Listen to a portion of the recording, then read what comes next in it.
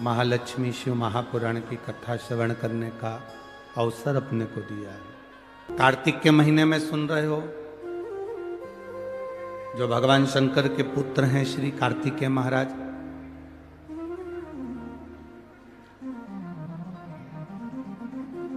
जिनका जन्म इस कार्तिक के महीने में हुआ है। उस कार्तिक के महीने में जब आप कथा का तत्व ग्रहण करने के लिए बैठे हो तो ये विचार करिएगा कि भगवान देवादिदेव महादेव के सुपुत्र षडानंद कार्तिकेय जी महाराज अपने भक्ति में इतने लीन हो रहते थे कि लक्ष्मी, सरस्वती, पार्वती, भगवान नारायण, भगवान शिव, भगवान ब्रह्मा उन्हीं के पास आते थे।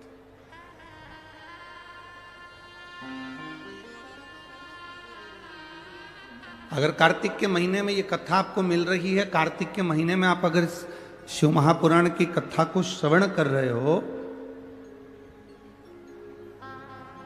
तो ये विचार करिएगा कि मेरे बाबा की कोई साधारण कृपा नहीं हुई है, धूलिया वालों पर दम से कृपा हुई है, इसलिए ये कथा यहां 5 दिन की मिली।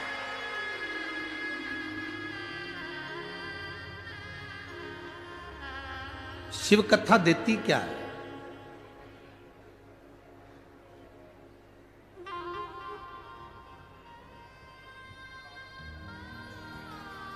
कोई कहते हैं कि भगवान शंकर की भक्ति करने पर हमें मिलता क्या है। जितने भी भक्त आस्था चैनल के माध्यम से सुन रहे हो, फेसबुक यूट्यूब के माध्यम से सुन रहे हो और इस धुलिया नगर के अंतर्गत कथा को श्रवण कर रहे हो, अगर कोई आपसे पूछे कि शंकर क्या देते हैं, तो शंकर केवल मनुष्य की जिंदगी में जीने का बल देते हैं, जिससे हम अपने लक्ष्य तक पहुंच सकें।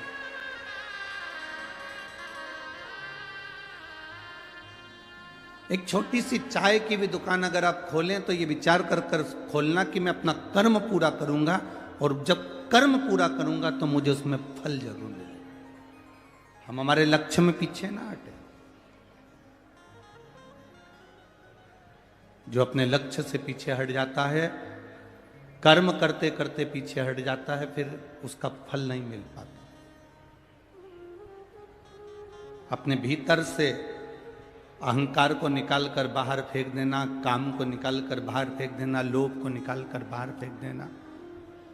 5 दिन की शिव महापुराण की कथा आप सुन रहे हो। आप धूलिया के कितने बड़े भी सेठ हो, आपके पास में करोड़ों की जायदाद क्यों ना हो, कितनी भी फैक्ट्री तुम्हारी चल रही हो, कितना भी धन तुम्हारे घर में हो, तुम किसी भी पद के राजनेता अधिकारी हो, 5 दिन के लिए तुम अपना सत्ता, अपना वैभव, अपना धन अपने घर पर छोड़ो और कथा के पंडाल में बैठो, तो केवल शंकर के भक्त बनकर बैठो कि मुझे शिव की भक्ति चाहिए। एक कंकर बाहर पड़ा हुआ है, तुम चल के जा रहे हो, चुभेगा, तुम उस पे से भी निकल कर जा सकते हो।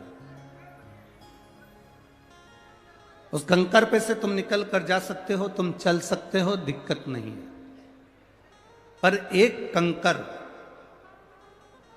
तुम्हारे जूते के अंदर भर गया तो तुम बहुत लंबा चल नहीं सकते। जब तक उस कंकर को तुम जूते के अंदर से निकाल नहीं दोगे, तब तक तुम लंबा चल नहीं पाओगे। उस कंकर को जूते के अंदर से निकाल कर बाहर कर दोगे, उस कचरे को जूते के अंदर से बाहर कर दोगे, तो तुम लंबा चल सकते हो। जिसके अंदर, जैसे जूते के अंदर कचरा है, कंकर है, तो लंबा नहीं चल सकते। अपने अंदर यदि अहंकार आ जाता है तो व्यक्ति बहुत ऊंचाई तक चल नहीं पाता, बहुत आगे तक बढ़ नहीं पाता। उसको बढ़ने के लिए, उसको चलने के लिए भीतर के अहंकार को, भीतर के लोभ को, भीतर की तृष्णा को, भीतर की आसक्ति को, भीतर की वासना को, भीतर के अहम को उससे निकालना।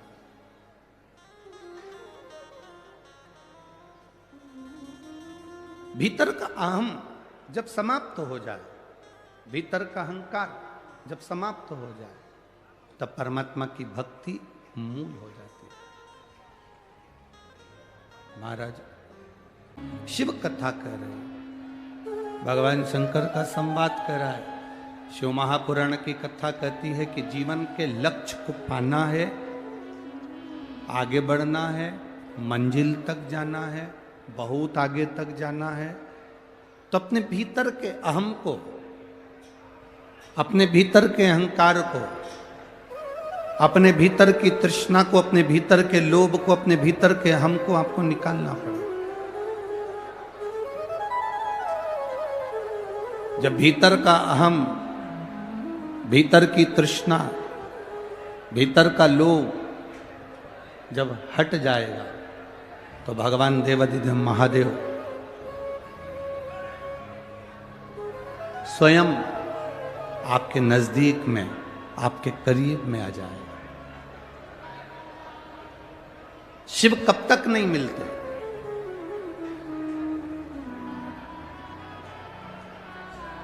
शिव कब तक नहीं मिलेंगे? शिव महापुराण की कथा कहती है बाबा देवाधिदेव महादेव कब तक नहीं मिलते।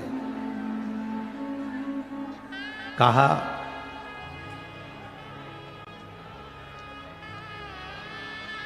एक धोबी कपड़े को कब तक रगड़ता है? जब तक उसमें कोई दाग दिखता रहता है। जब तक उसमें कोई दाग नजर आएगा, जब तक उसमें कोई दाग दिखेगा, तब तक धोबी कपड़े को घिसता रहेगा, धोता रहेगा।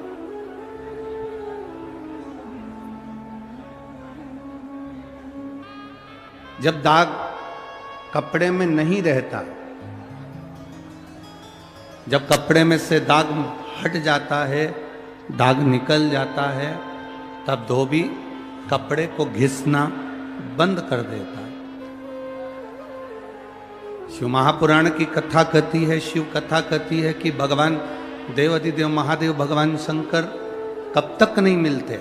तो कहा जब तक हमारे अंदर क्रोध, अहंकार का छोटा सा भी दाग हमारे भीतर यदि है, तो भगवान जब तक उसको पूरा धो नहीं देता तब तक मेरा भोलेनाथ मिलता नहीं, तब तक मेरा शिव नहीं मिलता। जैसे धोबी कपड़े को धोता है, दाग रहा है, जब तक दाग समाप्त नहीं होता तब तक वो धोता रहता है, धोता रहता है। उस पर पाउडर लगाएगा, साबुन लगाएगा, गर्म पानी में डालेगा, खंगालेगा, घिसेगा, मलेगा, उसका दाग मिट जाएगा तो वो फिर घिसना छोड़ देगा, फिर वो घिसना छोड़ देगा। जब तक दाग नहीं हटता तब तक वो घिसता है, दाग हटा उसने घिसना नहीं। शिव भी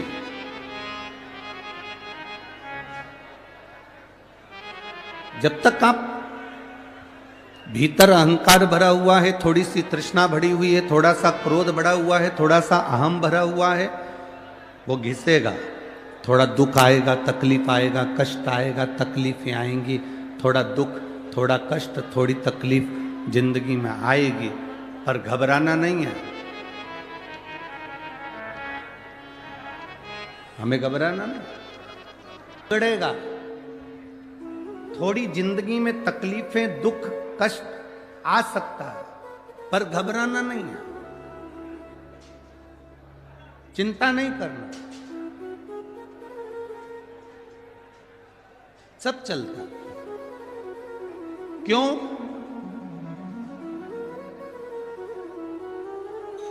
आप लोगों ने गाय चराने वाले को देखा है कभी? जम के तो बोलो रे धूलिया वाले जरा। गाय चराने वाले को देखा है? बकरी चराने वाले को? ठीक है, बकरी चराने वाला बकरी चराता है, पानी भी पीता है, रेडियो में गाना भी सुनता है, बोलो सही है कि गलत है? छाता लेके चलता भी है, रोटी भी खाता है, पर बकरी चराने वाले का ध्यान कुछ भी करे पर ध्यान बकरी पर रहता है। बोलो रहता कि नहीं रहता? जम के तो बोलो जरा, रहता है ना? बकरी चराने वाले का ध्यान बकरी पर रहता है, गाय चराने वाले का ध्यान, बोलते जाओ जरा, गाय पर रहता है, और दुनिया चलाने वाले का ध्यान दुनिया के एक एक व्यक्ति पर रहता है। बकरी चराने वाले का ध्यान बकरी पर रहेगा, गाय चराने वाले का ध्यान गाय पर रहेगा। वो कुछ भी करे पर उसका ध्यान गाय पर रहता है। रेडियो सुने, सोए, जागे, खाए, पिए पर ध्यान गाय पर है, कुछ भी करे पर ध्यान बकरी पर है। उसी तरह जिसने ये दुनिया बनाई, जिसने ये सृष्टि बनाई, जिसने ये रचना करी, मेरे देवाधिदेव महादेव का ध्यान एक छोटा सा छोटा जीव है, जलचर है, थलचर है, वायुचर है, मनुष्य है, पशु है, पक्षी है, कोई भी, उसका ध्यान सब पर। ऐसा कोई नहीं जिसपे मेरे भोलेनाथ जी का ध्यान नहीं। पशुपतिनाथ का व्रत करती हैं माताएं तो भगवान से कह देती हैं, हम बड़े दुखी, हमने एक बार व्रत कर लिया तो हमारी सुनता क्यों नहीं, तेरी कृपा दृष्टि हम पर होती क्यों नहीं। भोलेनाथ जी कहते, जी जी घबरा मती, धोबी कपड़े को धोता है जब तक उसका दाग ना चले जाए तब तक साबुन लगाता है, तब तक गर्म पानी में निकालता है, खगालता है, कूटता है, पीटता है, कपड़ा साफ हो जाता है, फिर धोबी उसको नहीं धोता। भगवान कहते हैं, तूने एक बार पशुपति व्रत करा, काम नहीं हुआ, चिंता मत कर, थोड़ा सा दाग रह गया होगा, वो और धुल जान दे, फिर वापिस कर, नहीं हुआ काम फिर वापिस कर, बाबा सुनेगा जरूर। एक लोटा जल देवाधिदेव महादेव को जो चढ़ाता है, थोड़ा समय लग सकता है पर मेरा देवाधिदेव महादेव खाली नहीं छोड़ते, भंडार भरते जरूर। वो खाली ना छोड़ते, वो भरते जरूर है। कोई कहता है कि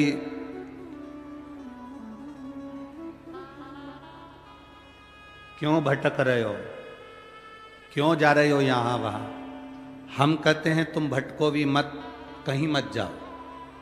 तुम्हारे घर के नजदीक में जो शंकर का शिवालय हो, तुम्हारे घर के नजदीक में जो शंकर का मंदिर हो, शिव मंदिर हो, शिवालय हो, उस शिवालय में जाकर एक लोटा जल प्रतिदिन चढ़ाना प्रारंभ करो।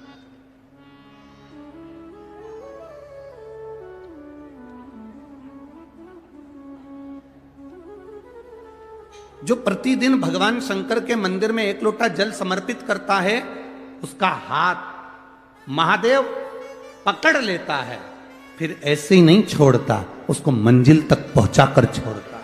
हाँ, थोड़ा कष्ट हो सकता है, थोड़ी तकलीफें आ सकती है, थोड़ा दुख आ सकता है, जिंदगी में थोड़े थोड़े तकलीफें हर मनुष्य के जीवन में आती है।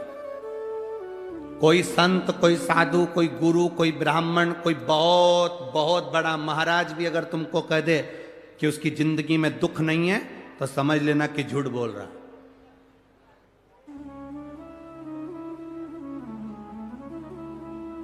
मेरे राम जी महाराज भी इस पृथ्वी पर जन्मे तो उनकी जिंदगी में भी दुख आया।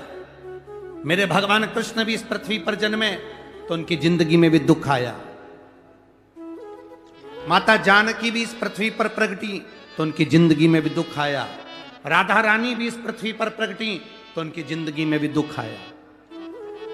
संसार में अगर जन्म लिया है, मृत्यु लोक में अगर तुम पैदा हुए हो, पृथ्वी पर अगर तुम आए हो, तो तुम्हारी जिंदगी में दुख ये नहीं कि नहीं आएगा। हमारे पूर्व के कर्म के अनुसार हमारी जिंदगी में दुख, हमारी जिंदगी में तकलीफें आती है, पर वो दुख मिटेगा कैसे?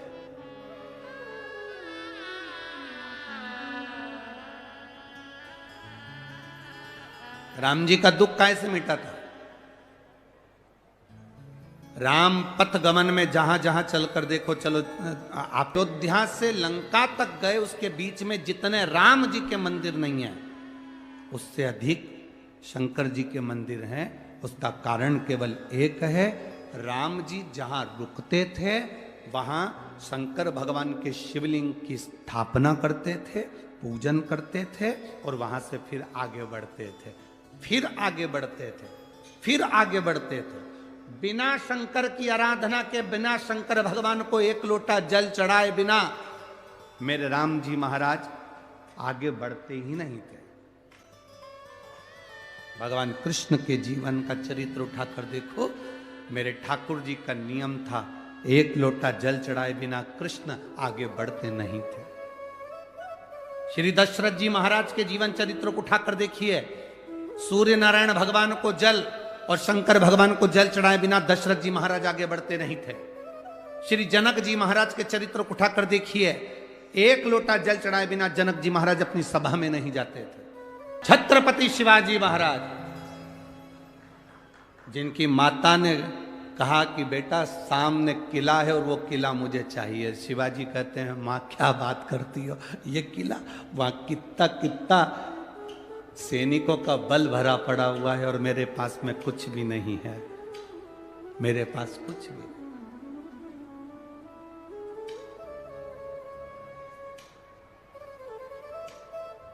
जीजाबाई के शब्द जब श्रवण किए, छत्रपति शिवाजी महाराज को छत्रपति का संबोधन स्वयं उनकी माता ने दिया है, स्वयं उनकी माता ने।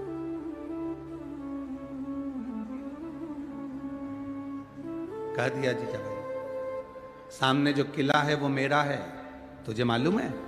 हाँ मां, मैंने सुना है ये किला अपना है, फिर कब्जा दूसरे का है। छत्रपति शिवाजी ने कहा बहुत भारी सेना है उसके पास में, बहुत बल है उसके पास में, सेना प्रबल है उसके पास में, मेरे पास इतनी सेना नहीं है। मां ने कह दिया शिवाजी तेरे बस की बात नहीं है, मैं खुद जाऊंगी और किला लेकर आऊंगी। स्वयं शिवाजी ने सुना कि मां स्वयं किला लेने के लिए जा रही है, स्वयं किला। मां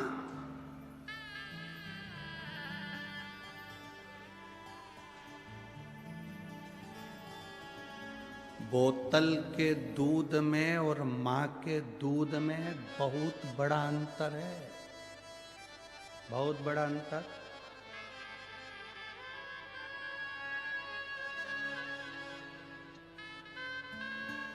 बोतल का दूध और मां के दूध में बहुत बड़ा अंतर होता है। बोतल का दूध पीने वाला भले हर हर महादेव ना कहे, पर मां का दूध पीने वाला तो मुख से चिल्लाकर कहता है हार हार।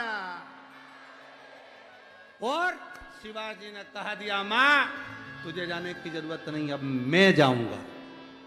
मां कहती है सेना, शिवाजी कहते सेना की जरूरत नहीं है मां, तेरा दूध पिया है, लज्जित नहीं होने दूंगा, सनातन धर्म की ध्वजा स्थापित कर। जब पूरा किला शिवाजी ने जीत लिया और मां के पास में आए, तब मां कहती है मेरा बेटा केवल शिवाजी नहीं, छत्रपति शिवाजी है, ये मेरा पुत्र है, ये मेरा बेटा है। साध ले अगर कोई व्यक्ति अपने भीतर बल उत्पन्न कर, ये तूफान चलते हैं तो मालूम पड़ता है कि मजबूती कितनी है।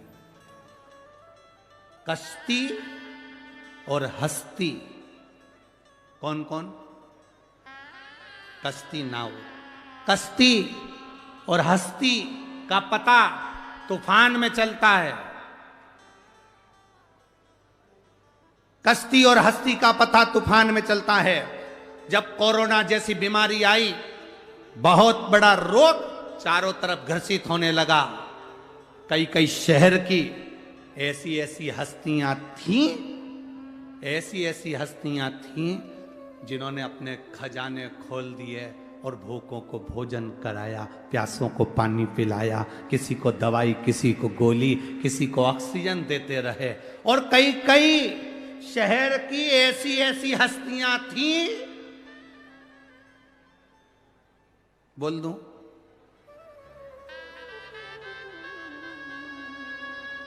पक्का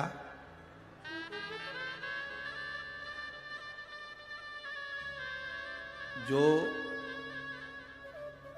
धन को गले लगाकर पड़े रहे पड़े रहे पड़े रहे, ना दान कर पाए ना पुण्य कर पाए, आखिरी में उनको ही कोरोना हो गया।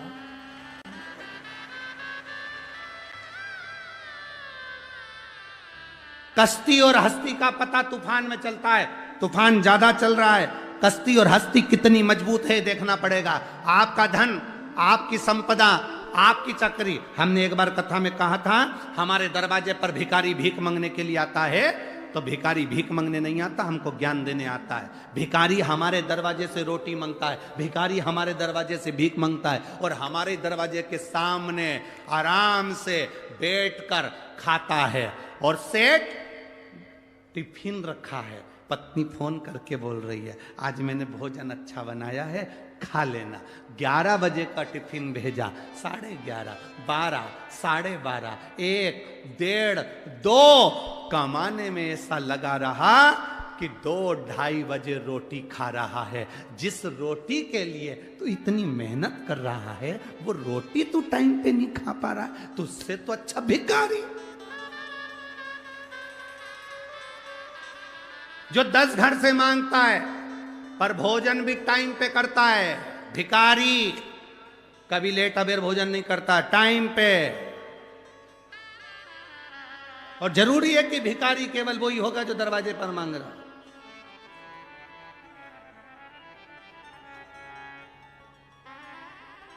भिखारी की 4 वैरायटी हैं,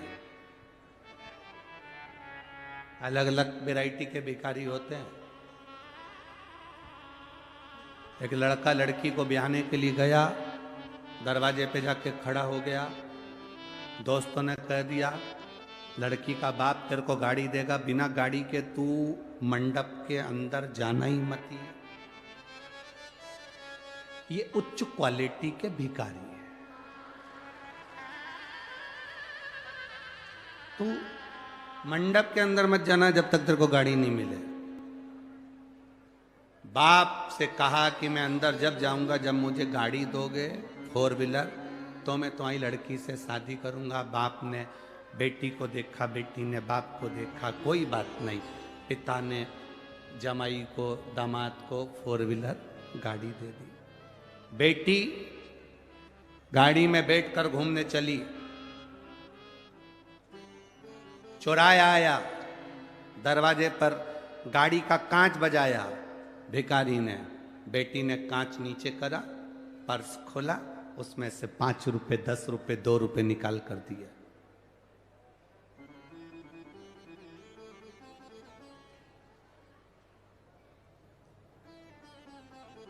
पति ने कहा दरवाजा मत खोल, कांच मत खोल, बाहर भिखारी है, वो कुछ मांगेगा। बेटी ने कहा मुझ में मेरे बाप के संस्कार हैं, उसने भी एक भिखारी को गाड़ी दी थी, तो क्या मैं भिखारी को नहीं दे सकता? मुझ में मेरे बाप के संस्कार हैं, अपने दरवाजे पर आए हुए भिखारी को मेरे बाप ने खाली नहीं भेजा था, तो मैं भी अपने दरवाजे पर आए हुए भिखारी को कैसे खाली भेज सकती हूँ? ये पिता के संस्कार कैसे भूल सकती? भिखारी की वैरायटी है अलग अलग, सारी वैरायटियां बताएंगे तो दूसरे दिन तुम कथा में नहीं आओगे।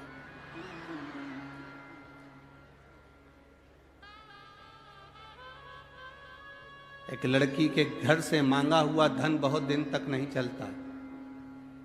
माँ बाप अपने बेटे की शादी करें तो लड़की वालों के यहां जाकर इतना जरूर कहें कि हमें तुम्हारे घर से पैसा, धन, गाड़ी, बंगला नहीं चाहिए, और अपनी बेटी जो देना ना, उसको इतना संस्कार देकर भेजना कि घर के बुजुर्गों का आदर करे, बड़ों का सम्मान करे, सत्कार करे।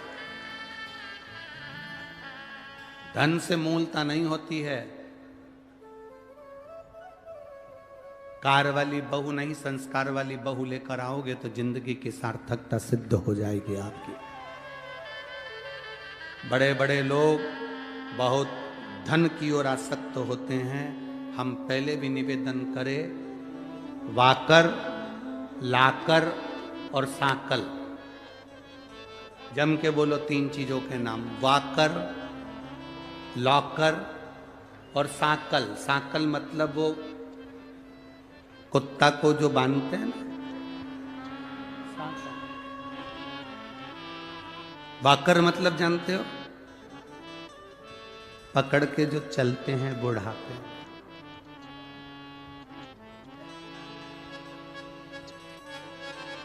अभी अभी हम कोसी मथुरा में कथा कर रहे थे तो वहाँ के एक भक्त ने कहा, कोई उनके रिश्तेदार थे अग्रवाल जी के, तो उन्होंने हमसे कहा कि गुरुजी,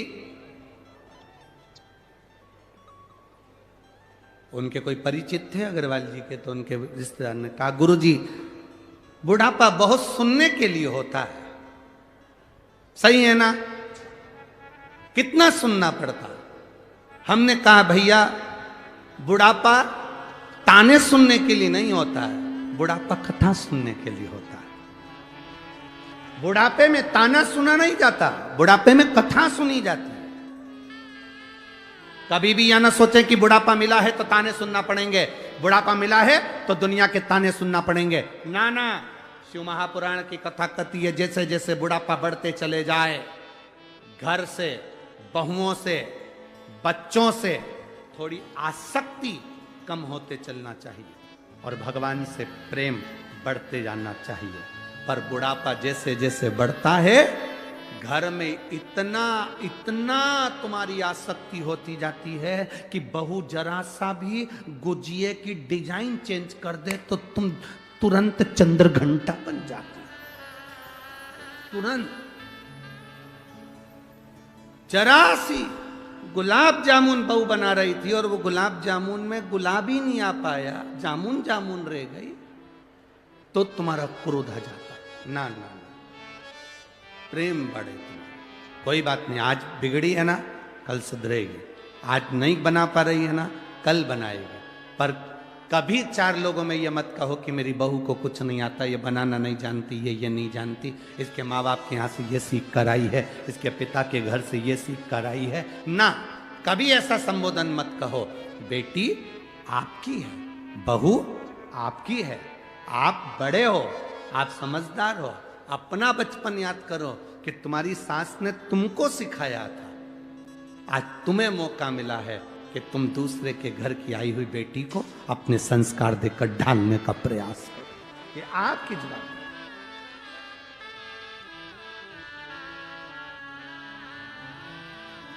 जो नहीं समझ पाता उसकी जिंदगी में फिर वो बल नहीं आ पाता। एक सास ने बहू से कहा, बहू जा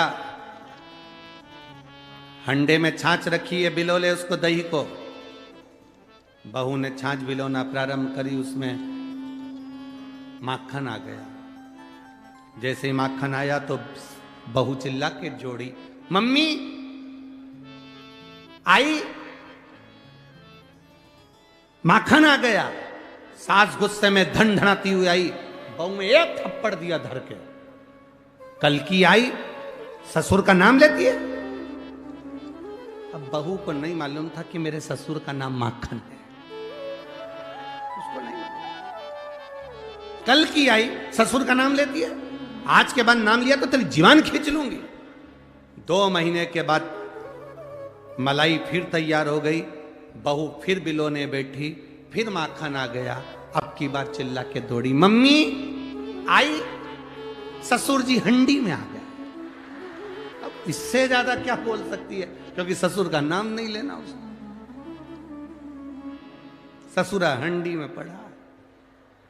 तो कश्ती और हस्ती का ठिकाना पाना महाराज बहुत विचित्र है। तूफान आता है, हवा चलती है, तब तुम्हारी मजबूती मालूम पड़ती है। दुनिया के लोग तुमको भटकाने का प्रयास करेंगे, दुनिया के लोग तुम्हें मार्ग से हटाने का प्रयास करेंगे, दुनिया के लोग तुम्हें ताना देकर, अपशब्द कहकर तुम्हें भगवान के मंदिर से दूर ले जाने का प्रयास करेंगे, तुम्हें हाथ का लोटा पानी का छुड़ाकर तुम्हें दूसरी ओर ले जाने का प्रयास करेंगे। पर आपके हाथ का लोटा, आपके हाथ का जल छूटना नहीं चाहिए। वाकर,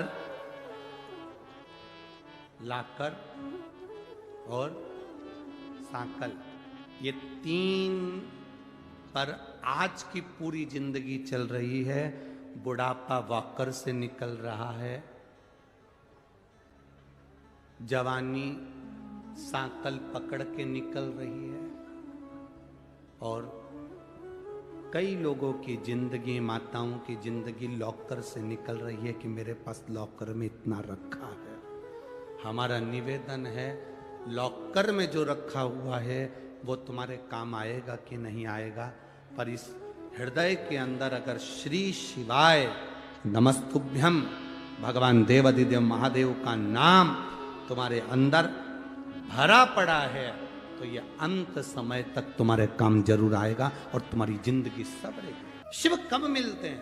शिव महापुराण की कथा कहती है शंकर कब मिलते हैं, तो कहा शंकर के मिलने का सही समय, शंकर जब पूरा दाग को धो देते हैं। कष्ट देगा शिव, थोड़ी तकलीफ आएगी, थोड़ा कष्ट आएगा, थोड़ा दुख आएगा, थोड़ी तकलीफें बढ़ेगी, पर बाबा उस तकलीफ को मिटाएगा जरूर, करेगा।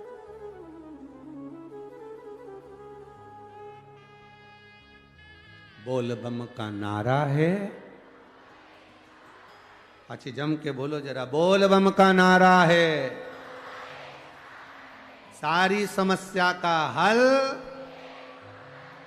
वो साधता है, संभालता है, और जब वो साधता है तो सुख मिलता है। शिव कथा कहती है, भगवान शंकर का संवाद करता है। भगवान ओघड़ी दातार का चरित्र कर, थोड़ा कष्ट जिंदगी में आता है पर हमें संभलने का मौका देता है।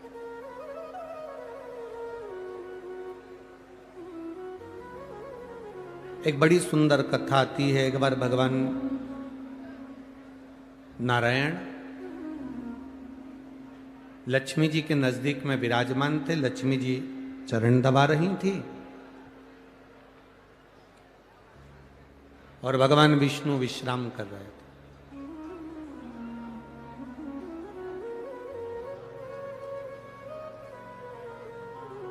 बहुत सारी बातें भगवान नारायण ने लक्ष्मी जी से कही।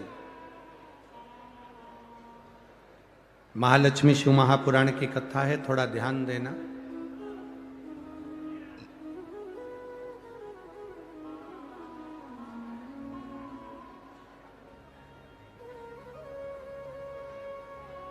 बहुत सारी बातें भगवान नारायण लक्ष्मी जी से कह रहे थे।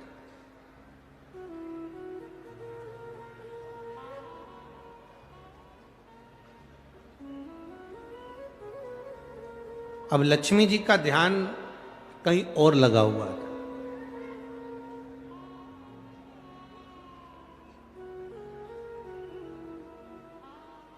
कई लोग कथा में आकर बैठते जरूर हैं, पर ध्यान अगर कहीं दूसरी जगह लगा है तो उसका फल नहीं मिलता।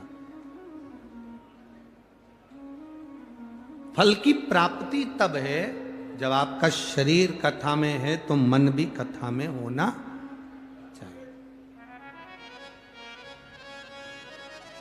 अब नारायण कुछ कह रहे हैं, लक्ष्मी जी का ध्यान नहीं। लक्ष्मी जी का चित्त कहीं लगा हुआ था, कहीं अन्य जगह पर कहीं मन लगा हुआ। हम सीहोर अगर कोई आता है, कुबेरेश्वर धाम अगर कोई आता है तो हम उनसे कहते हैं देखो कुबेरेश्वर धाम का मंदिर का निर्माण चालू है, धर्मशाला का निर्माण चालू है, गौशाला का निर्माण चालू है, वहां इतनी व्यवस्थाएं अभी नहीं है। आप अगर वीआईपी व्यवस्था देखने के लिए अगर आ रहे हो कि हमको वहां पर रुकने की व्यवस्था वीआईपी हो, भोजन व्यवस्था वीआईपी हो, तो हम उनसे कहते हैं कुबेरेश्वर धाम मत आओ। अगर आप कुबेरेश्वर धाम आए हो तो तुम्हारा सबसे मूल मन कंकर शंकर में होना चाहिए, और कंकर शंकर की जब पूजन करो तो तुम दिल लगाकर करना, तो बाबा वापिस जाओगे तो बैग खोलने नहीं देगा, उस बैग को लेकर वापिस बुला लेगा। ये शिव है,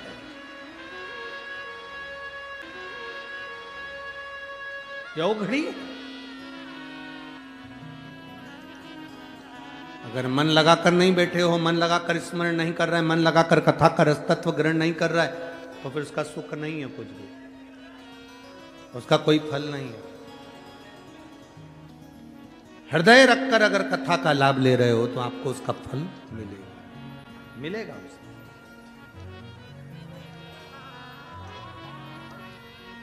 वो खाली नहीं जाता।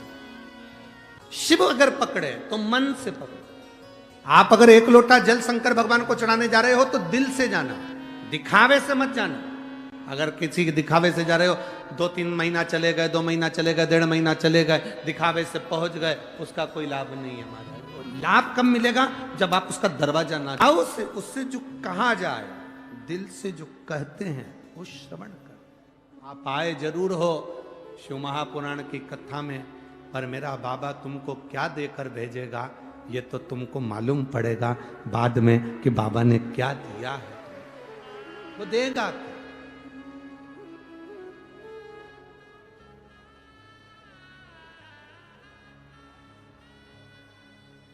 वो किस रूप में देता है ये उसके ऊपर निर्भर।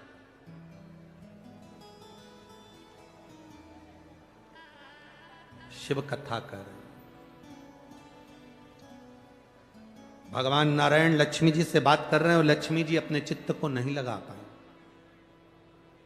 अपने मन से कथा नहीं सुन रही हैं, अपने मन से कोई बात संवाद लक्ष्मी जी नहीं कर रही हैं।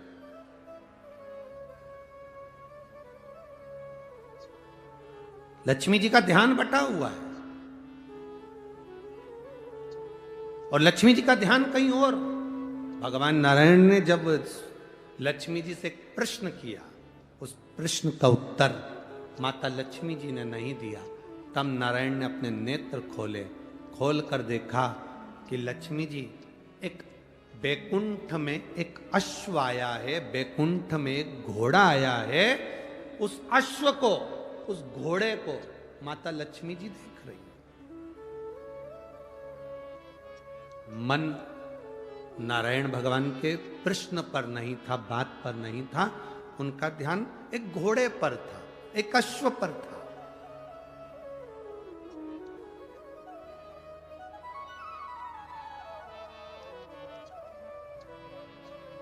कथा में आओ तो एक लक्ष्य लेकर आओ, मुझे कथा सुनना है।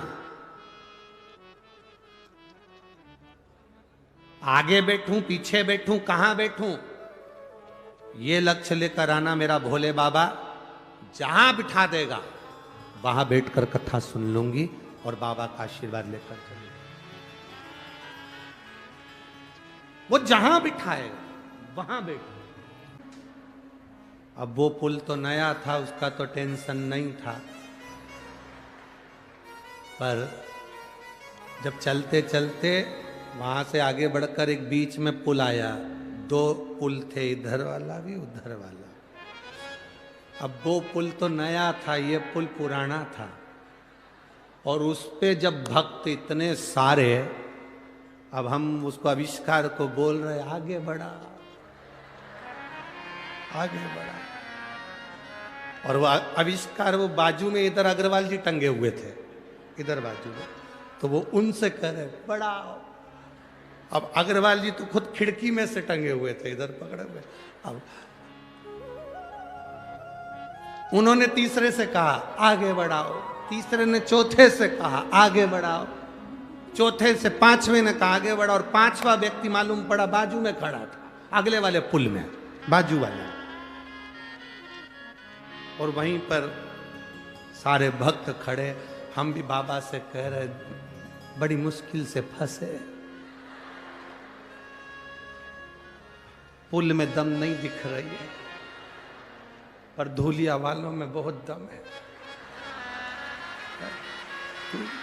ध्यान रखना, अच्छे से लेना।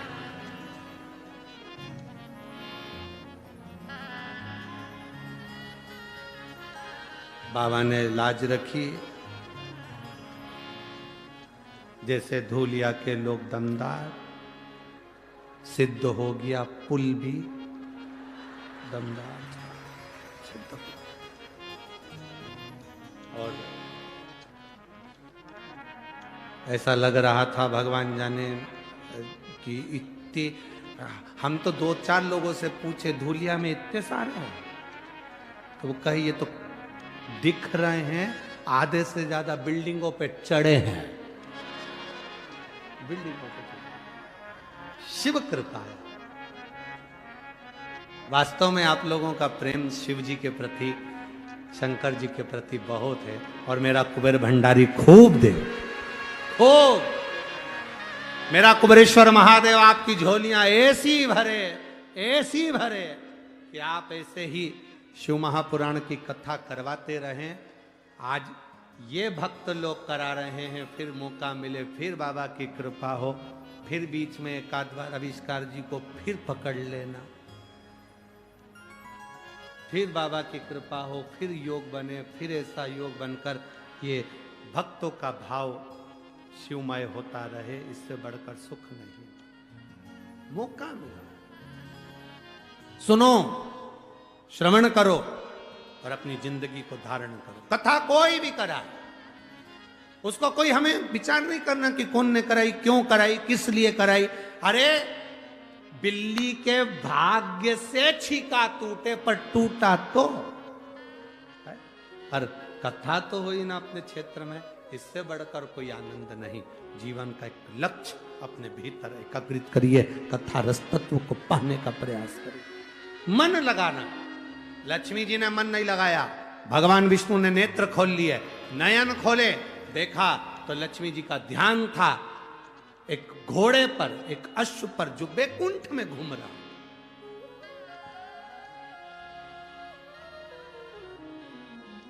अच्छा, एक जगह पर यह कथा कही कि लक्ष्मी जी घोड़े को देख रही थी बैकुंठ में, तो किसी ने पत्र